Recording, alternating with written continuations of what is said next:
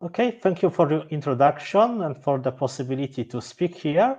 I will talk about the results of the work done with Massimiliano Esposito at the University of Luxembourg, and this work is available on arXiv with the same title as the talk. So let me start from motivation of our work.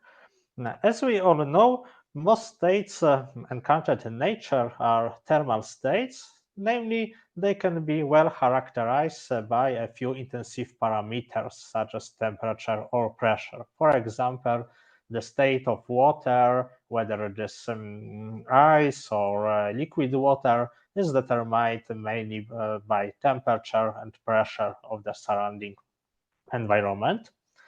And actually, from the beginning of the statistical mechanics in 19th century, there is discussion how such thermal behavior emerges from microscopic laws, so first classical, then quantum mechanics.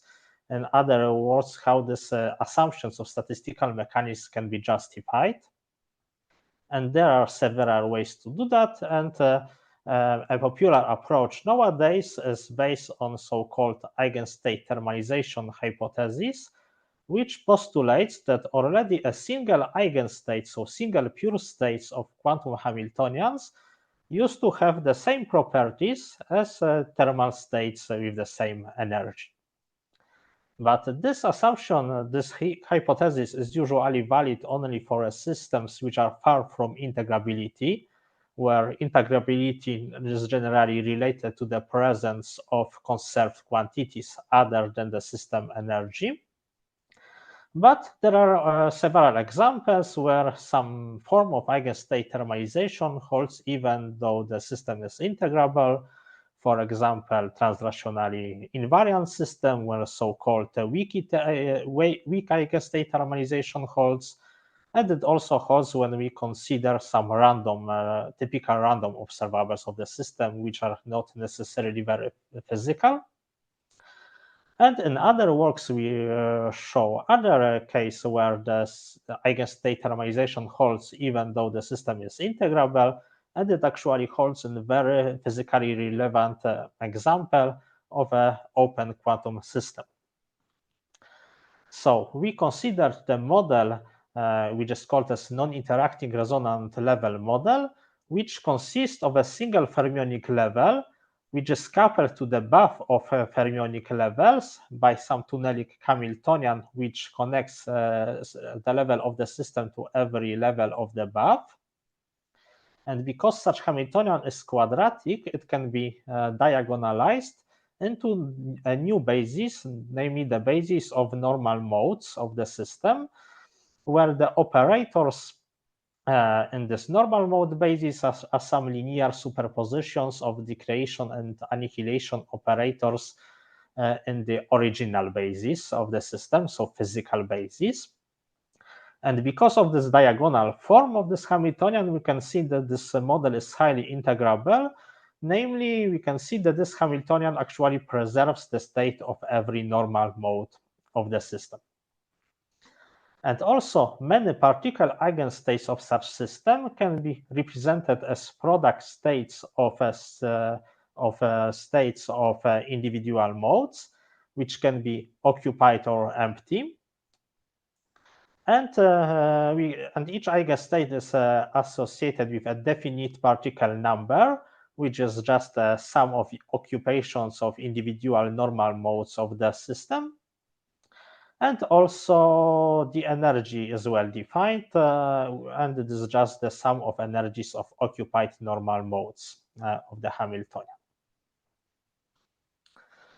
And we consider the thermalization of observables, which are populations of levels, but not the normal modes of the system, but populations of levels in the original basis of the Hamiltonian. So either of the system level or individual buffer levels.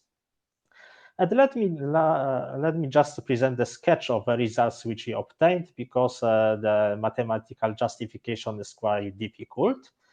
So we can see that such populations in the original basis can be represented by means of populations in the normal mode basis, and there are and they are weighted by some overlaps of this physical and normal modes of the Hamiltonian. And now we can argue that if this population in the physical basis is delocalized over many normal modes of the system, then it is mostly determined by coarse-grained properties of this distribution of the level populations of normal mode populations.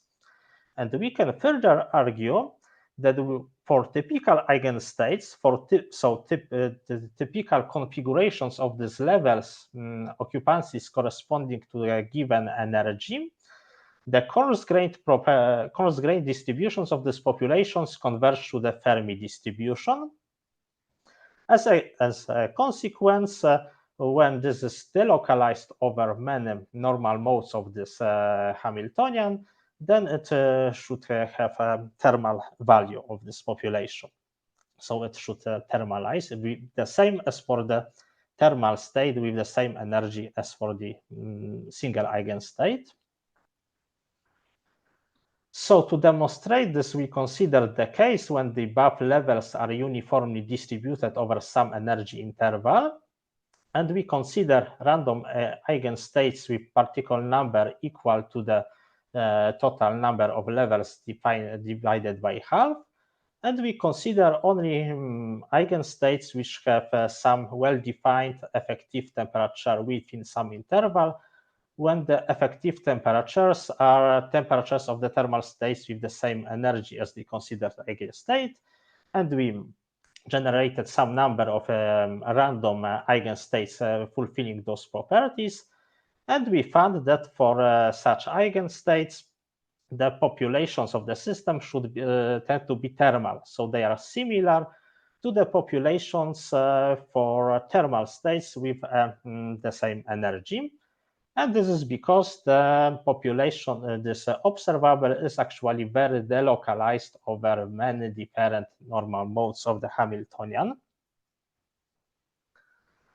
And we can measure the deviations from thermalization by so-called indicator of eigenstate thermalization, which measures how typically this expected value for a single eigenstate deviates from the populations for the thermal state with the same energy. And we can see also that this quantity tends to decrease with the system size, because then this population becomes more delocalized, which is measured by so-called inverse participation ratio, which is a standard measure of delocalization. But this is only true when this coupling to the buff is relatively weak, because for the strong coupling to the buff, we have a phase transition to localization, where independent of the system size, this observable is actually quite localized, and this is related to the formation of the band states. So single particle eigenstates which are highly localized in the system. And at the same time, we can see that there is no thermalization for the buff levels. This is because such buff levels are actually localized just in a pair of normal modes of the Hamiltonian, and the populations actually are distributed in 4 different buffs and are completely different. So they are completely not related to populations for the thermal states with the same energy.